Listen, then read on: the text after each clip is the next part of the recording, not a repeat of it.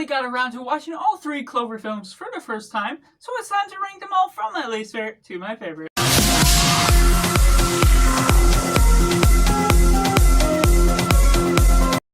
Welcome Cinema, where we focus on a film. I'm Josh, this is Simply Cinema. Let me know down in the comments below, how would you rank the Cloverfield trilogy from your least favorite to your favorite? And let's all have a nice, respectful discussion down in the comments below. Do you have any hot takes or any suggestions for any other rankings you would like to see on this channel? Let me know down in the comments below. And getting into it, in last place we have Cloverfield Paradox.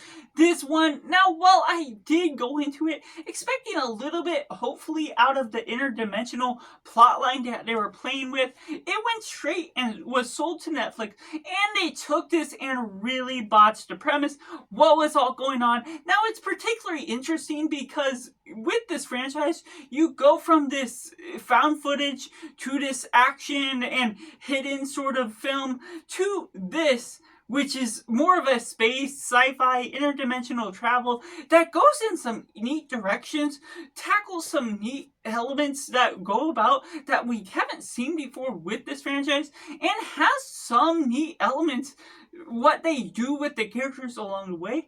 But ultimately, it just really doesn't do too much with its characters.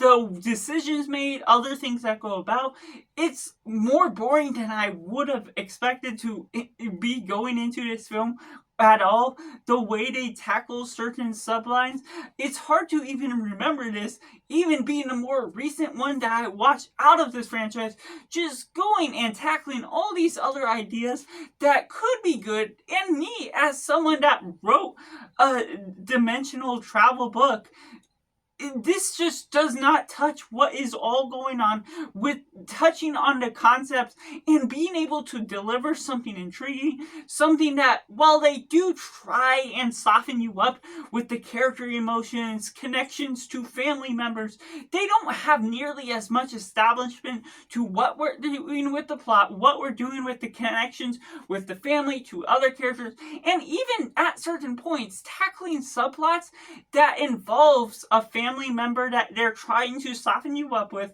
but it's completely out of context to how they introduce everything, how they feel like this is a worldwide threat, and centering in on these so small group of people that just does not feel like it has the right stakes, the right momentum to really build upon its plot to begin with. And at number 2 we have Cloverfield. Now this is an interesting and quite compelling found footage film.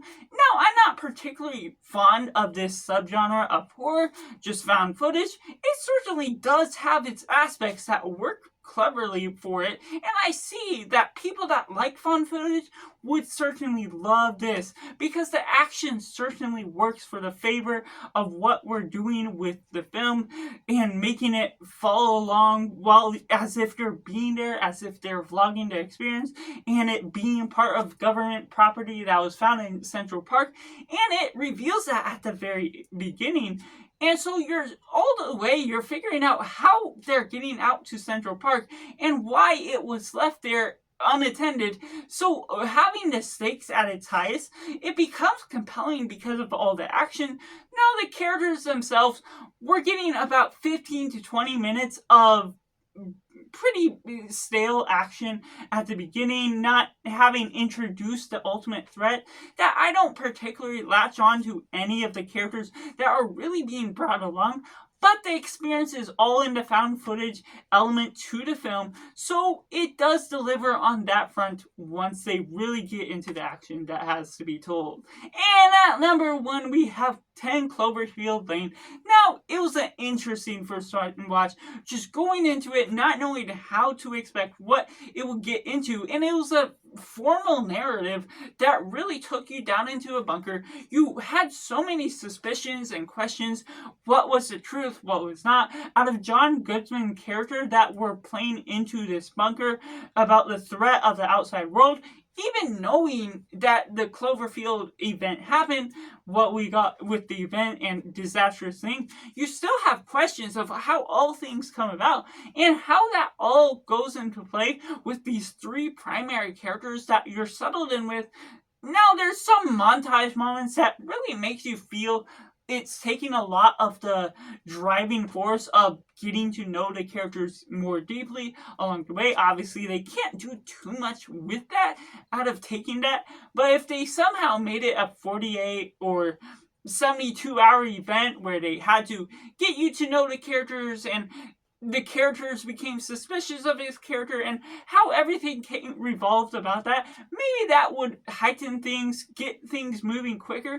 But for the sake of what we're building up with the story as a whole, it's a strong narrative. Now, the last 10 minutes of the film is questionable. I'm not going to spoil it, but it does change the tone, what we're doing with the shift, as if it was a piece of a script that was a completely different full script of what they wanted to do, and it got mixed up, got put as the ending of this film, and it becomes a little bit strange, still entertaining, but a little mismatched with how you're progressing the start of the film all the way throughout, with some good action, some good characters. And while it's not nearly as action filled as what you expect from either of the other two, it's something that still establishes its characters in the best way, becomes the most compelling, because you can latch onto certain motivations, certain techniques, what they're doing with the camera, feeling claustrophobic in one sense to how you're trapping into characters.